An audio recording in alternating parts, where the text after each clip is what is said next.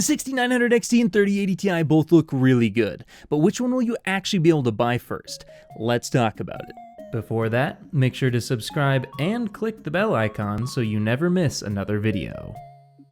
So let's go over these two cards real quick here, and then I'll give you my thoughts on what the performance as well as the availability is likely going to be. So starting off with that 3080 Ti, apparently it's going to be launching sometime in January of 2021, and it should be priced at around $999, which is the same price as the 6900 XT, at least for the MSRP. Now, whether or not you're actually going to be able to get them for that price is a whole nother question, but at the very least, that's what it should be, according to website HKEPC, which, by the way, there will be links to all my sources in the description below. But going on and talking about the specs, which were leaked by Twitter leaker Kopite7Kimi, the RTX 3080 Ti should have the exact same FP32 count as the RTX 3090, which is 10,496 CUDA cores. It should have 20 gigabytes of GDDR6 memory running at 19 gigabits per second on a 320-bit bus for a total bandwidth of 760 gigabytes per second. So that's actually a little bit less than the RTX 3090, which has 24 gigabytes of G6X running at 19.5 gigabits per second on a 384-bit bus, giving it that huge amount of bandwidth. So it's going to be a little bit cut down in the bandwidth area here.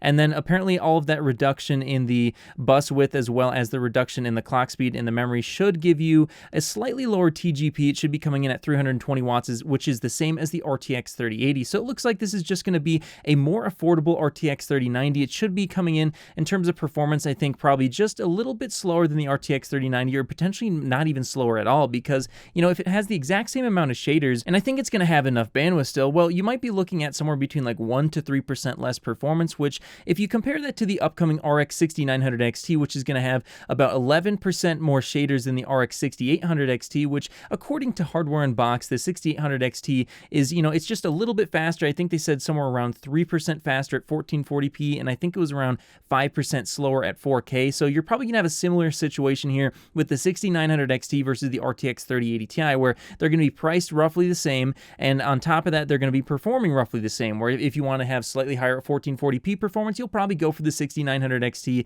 and if you want to have, you know, maybe more future proofing with the extra 4 gigabytes of RAM, as well as the potentially higher ray tracing performance and better 4K performance, well, then you're probably going to go for the 3080 Ti, and that's all well and good, and I'm glad that both these cards are going to be very good if you are looking in that $1,000 price range. Now, personally, I don't really like to buy cards that are over like $700. I think that's already really, really expensive, but if you are looking in that $1,000 price range, I would have, you know, no hesitation in saying that both of these cards would be very good purchases. And while that's great, what we really need to know is which one are you actually going to be able to buy first. So the RX 6900 XT is going to be launching first on December 8th, so you'd think that that's probably going to be the first card that you'll be able to get your hands on. And while that's certainly possible if you are lucky and you're able to, you know, quickly refresh that page and get your hands on one of them, it's still going to be very, very difficult to get both of these cards on launch, and it really comes down to who's going to have more supply. And right now, looking at the two companies, it seems like NVIDIA has more supply, at least at the very high end, as the RTX 3090 is coming in stock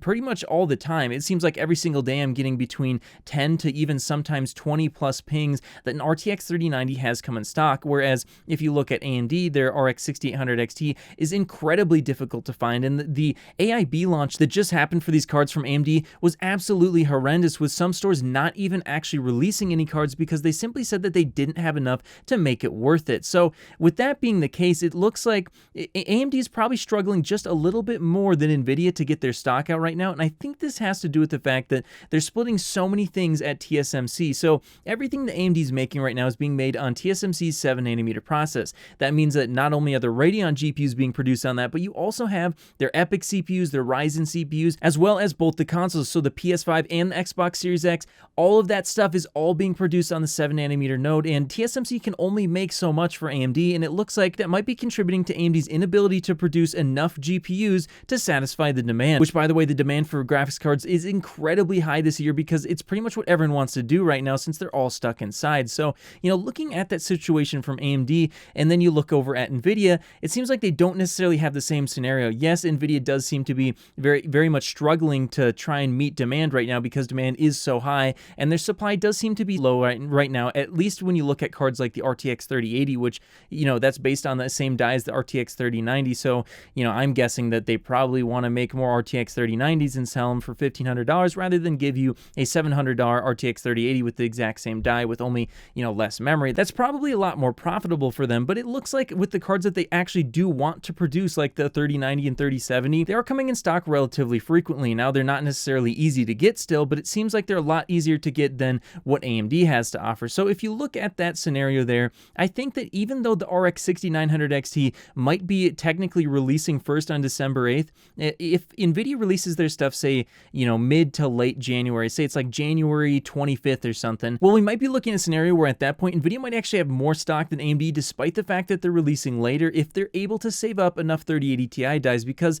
I don't think they're going to be as constrained by their Samsung 8nm node, because they're just not producing as much stuff on it. Yeah, they're producing a lot of different graphics cards on it, but they're not producing consoles as well, and the consoles, you have to make a whole bunch of them. So I think that's going to be a serious issue for AMD going into the future, and it could go one of two ways. It could end up like I just suggested, or it could be that maybe AMD's actually been, saving up more 6900 XTs, because frankly, they're going to be worth a whole lot more, and they're going to be based on the same die as the 6800 XT as well as the 6800. So it would be a whole lot more profitable for them to sell the 6900 XT. So we'll just have to wait and see, is the 6900 XT too hard to produce because it's got, more compute units for the same power draw as the 6800 XT, leading to them not being able to produce as many, which in that case, I mean, the 6800 XT is already hard to find. So getting a 6900 XT, that could be incredibly difficult. And it could look like, maybe NVIDIA will be your only option at that point, but it could go the other way, and we could end up seeing that, maybe AMD's been saving up the 6900 XTs because they're just worth a whole lot more, but we don't really know for sure yet. And I think if I was going to have to guess, that you're going to end up with a scenario where,